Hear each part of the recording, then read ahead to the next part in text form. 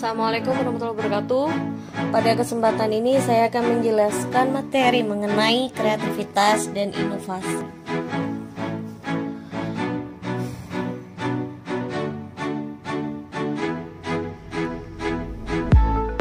Tuntutan dunia kerja, tuntutan dunia bisnis saat ini cukup kompetitif, persaingan sangat tinggi.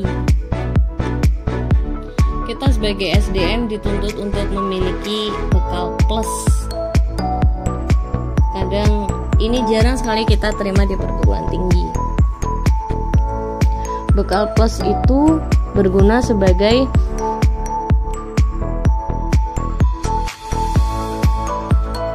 bekal kita untuk memenangkan persaingan SDM terutama.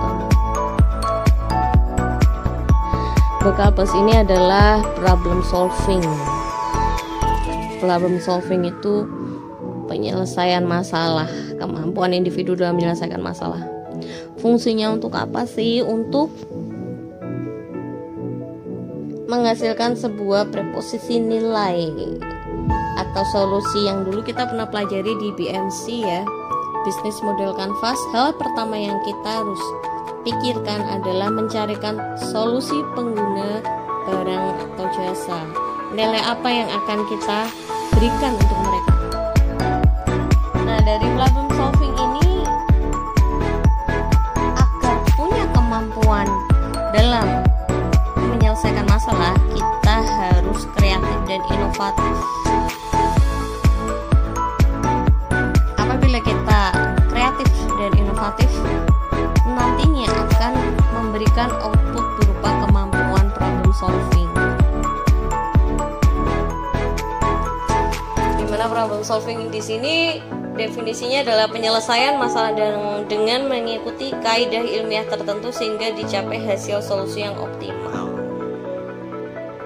Semua orang punya masalah dan mereka juga punya problem solving sendiri-sendiri, tergantung tingkatannya dan kerumitan masalahnya.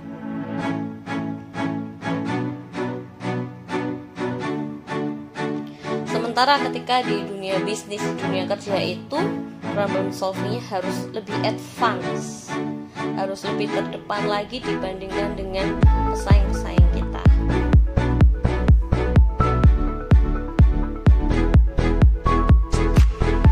Tidak ada seorang pun di dunia ini yang tidak memiliki masalah.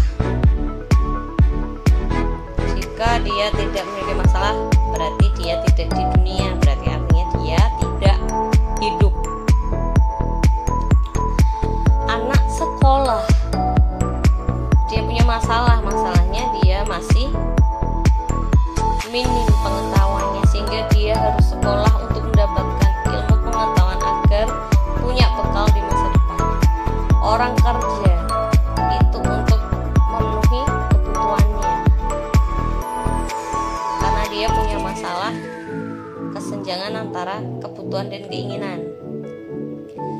Orang menikah, dia punya tujuan untuk memiliki keturunan. Menikah adalah solusi. Kemudian orang atau umat beragama itu beribadah agar dia punya bekal untuk kehidupan di akhiratnya. Sehingga problem solver di sini haruslah seorang yang mampu berpikir secara kreatif dan inovatif. Perbandingan antara dua jenis cara berpikir kreatif dan berpikir kreatif inovatif. Berpikir kritis biasanya pakai otak kiri, konvergen, vertikal, terfokus, objektif, analitis, verbal, linear. Sementara berpikir kreatif itu pakai otak kanan, divergen, lateral atau horizontal, difus, menghambur, subjektif, generatif, visual, asosiatif, integratif.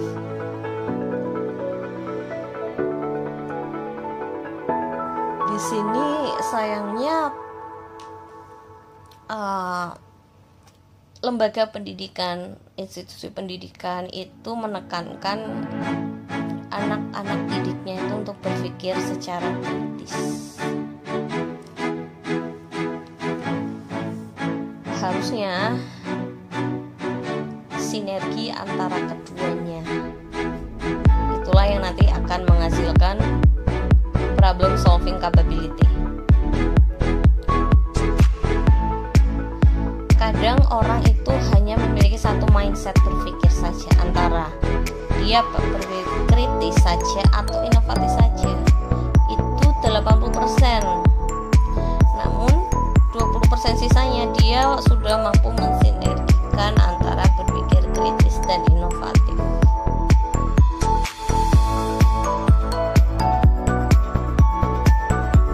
Dalam problem solving ini ya butuh dua-duanya, nggak hanya satu aja, kreatif aja tapi juga berpikir kritis. Tapi ini nanti yang akan kita bahas, berpikir kreatif ya, inovatif karena ada hubungannya dengan perilaku inovatif. Kreativitas menurut Steinberg dan Lubert menginvestasikan kecakapan diri dan ikhtiar individu dalam gagasan yang baru dan berkualitas tinggi. Howard Gardner, kreativitas menangani masalah baru yang ditunjukkan lewat mengamati kejadian bermasalah sebelum terpikirkan oleh orang lain.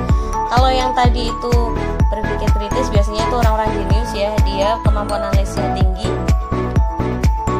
Dia memecahkan suatu masalah, umumnya menganalisis masalah umumnya. Masalah itu muncul setelah masalah itu muncul di permukaan. Tapi kalau orang kreatif, bahkan kejadian bermasalah yang belum terpikirkan oleh orang lain, karena dia pola pikirnya itu tidak sesuai jalur, menyebar, tidak lurus, berkelok-kelok nanti lurus lagi, berkelok-kelok lurus lagi. Lurus itu yang dimaksud berpikir fokus kritis, tapi kalau berkelok-kelok inilah yang kreatif. Yang ketiga, kreativitas adalah proses penciptaan ide, kemudian mengkomunikasikan hasil. Dari definisi pertama ini terlihat jelas bahwa diri kita sendiri itu secara personal punya kreativitas secara lahiriah. Yang kedua, kreativitas merupakan kecakapan dalam ada unsur perubahan dan pembaruan. Bagaimana kita cakap mengikuti semua itu. Yang ketiga, kreativitas merupakan sebuah proses, sehingga di sini bisa dinamakan dengan kegiatan yang kontinuitas hingga mencapai tujuan. Sumber pembangkit kreativitas. Yang pertama, motivasi. Motivasi yang terkuat adalah adanya faktor masalah. Kemudian intelijensi. Meskipun intelijensi tidak menjadi faktor dominan, namun ini sangat menentukan kecepatan terbentuknya sebuah ide. Kalau orangnya lemot, ya apalagi pemalas ya, itu cenderung akan lambat dia menghasilkan sebuah ide. Personality, ini individu secara lahiriah dia sudah ada kreativitasnya. Kemudian lingkungan, dukungan dari lingkungan yang baik akan lebih mendorong munculnya ide-ide baru.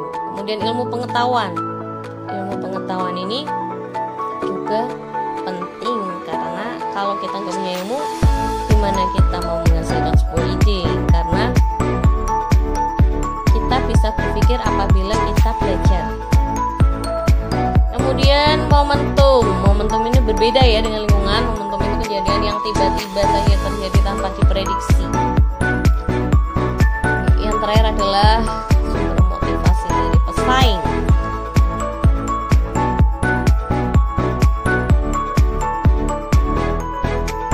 Sekarang inovasi adalah realisasi dari kreativitas, intinya begitu sih. Jadi merupakan tindakan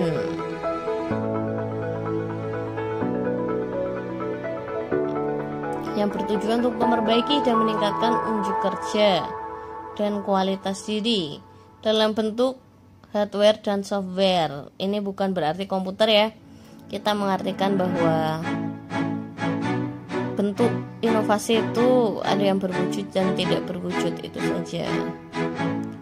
Berwujud itu seperti handphone, seperti mobil, komputer, bangunan, Namun yang tidak berwujud itu seperti program, software, sistem prosedur, metode pembelajaran, metode kerja, dan sebagainya. Apa yang Steve Jobs dan Alva Edison katakan tentang innovation? Steve Jobs bilang kalau innovation makes the leader and employees looks different. Inovasilah yang membuat perbedaan antara pimpinan dan bawahan. Kemudian Thomas Alva Edison mengatakan bahwa saya tidak menyesal gagal selama 1000 kali dalam percobaan membuat lampu,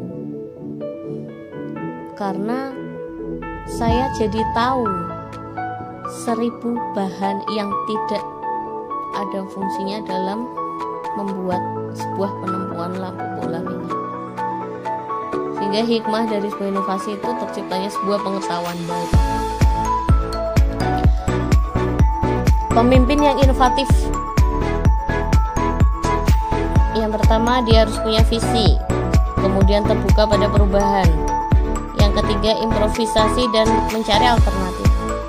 Siap gagal, uji coba inovasi, dan tetap semangat. Pemimpin yang inovatif itu tidak hanya tidak takut gagal ya, tidak mau mengambil risiko, tapi juga harus siap gagal. Nah, kesimpulannya dari uraian sebelumnya itu, untuk menjadi si sukses, bekal plus mutlak yang harus dimiliki berupa kapabilitas problem solving yang diciptakan melalui kreativitas dan inovasi. Gimana cara mengeksplor kreativitas dan inovasi? Yang pertama, paham cara berpikir kreatif, memahami metode membangkitkan daya kreasi inovasi, memahami sikap negatif yang bisa menghalangi daya kreatif, memahami sikap positif yang bisa mendorong daya kreatif. Yang terakhir adalah menjalankan ide kreasi dalam sebuah tindakan inovatif. Metode inovasi yang pertama adalah evolusi. Evolusi itu kata kuncinya adalah upgrade. Sebenarnya barangnya sudah ada, tinggal di upgrade, entah itu di produknya, di prosesnya, maupun di hasilnya. Di teknologinya juga bisa. Kemudian sintesis itu adalah penggabungan. Penggabungan ini, tadi evolusi contohnya gampang ya, seperti mobil, HP itu kan tiap periode selalu diupdate. Kalau sintesis ini adalah penggabungan, misalnya antara teknologi internet dengan bisnis. Jadinya inovasinya namanya e-business. Perdagangan dengan bisnis namanya e-commerce. Gerai toko dengan teknologi internet namanya e-tailing. Kemudian revolusi. Revolusi adalah perubahan secara total. Misalnya sebelumnya zaman dulu TV kan pakai tabung ya, sekarang pakainya LCD layarnya. Yang terakhir adalah mengubah arah.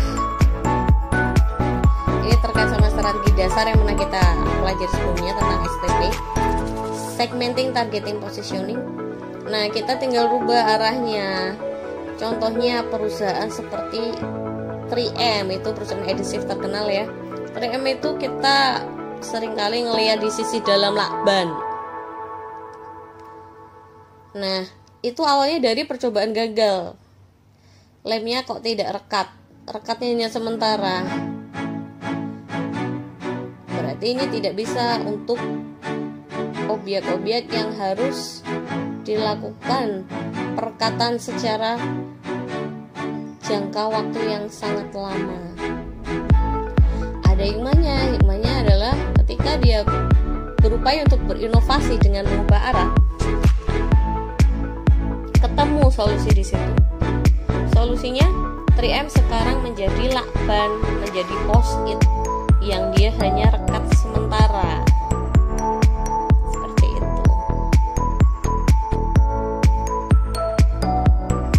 Karakteristik inovasi yang pertama adalah relative advantage, manfaat yang relatif. Manfaat relatif, kenapa dibilang relatif? Karena mungkin ini sangat bermanfaat bagi pihak-pihak tertentu, namun di satu pihak, salah satu pihak itu tidak terlalu besar manfaatnya.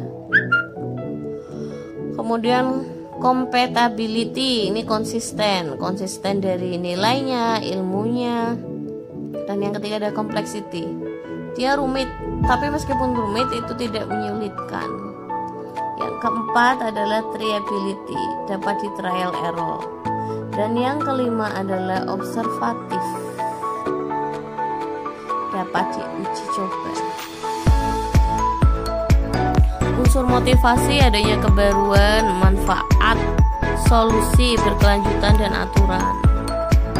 Nah, ini klasifikasi motivasi menurut Jyoti dan John Besan 2003 kalau nggak salah ya. Ada inovasi inkremental, ada inovasi transformasi, dan ada inovasi radikal. Inkremental itu sebagian, transformasi itu setengah, inovasi radikal itu total. Hampir sama ketika saya menjelaskan yang tadi ya. Sikap negatif yang menghalangi kreativitas. Aduh, ada masalah. Justru masalah adalah sebuah peluang. Skeptis, mundur dulu sebelum perang. Saya bukan ahlinya. Padahal ide atau kreativitas itu tercipta dari individu-individu, bukan organisasi. Tapi saya tidak kreatif. Kreatif cuman belum kelihatan dan belum diasah.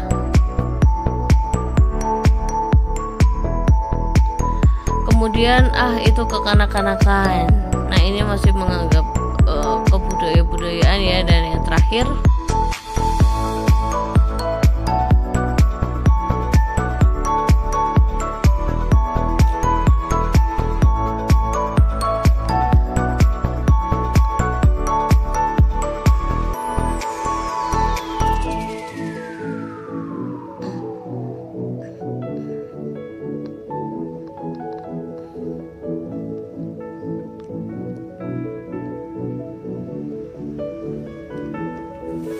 sementara sikap positif untuk kreativitas, yang pertama keingintahuan, ketidakpuasan yang konstruktif, dan tantangan.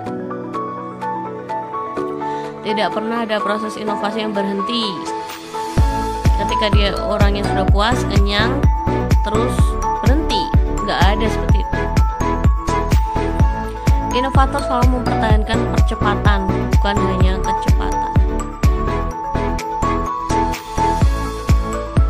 Jadi tiap orang itu misalnya punya preferensi sendiri ya. Ada yang suka nabung, ada yang suka investasi. Orang suka nabung sebulan 100.000, setahun dapat 1,2 juta. Orang suka investasi, dia nabung sebulan sama-sama 100.000, tapi setahun dia dapat 10 juta. Itu yang namanya percepatan. Nah, di sini perbedaannya, karena menabung itu tidak selalu baik. Kalau sebagian besar rata-rata orang di Indonesia itu menabung, daya belinya rendah sehingga pendapatan ekonomi, kontribusi ke PDRB-nya rendah juga.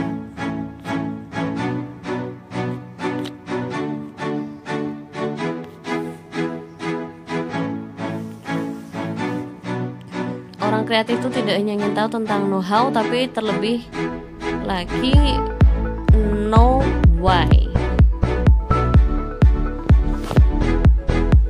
Terima kasih, mungkin cukup sekian yang dapat saya sampaikan. Atas perhatiannya saya ucapkan terima kasih.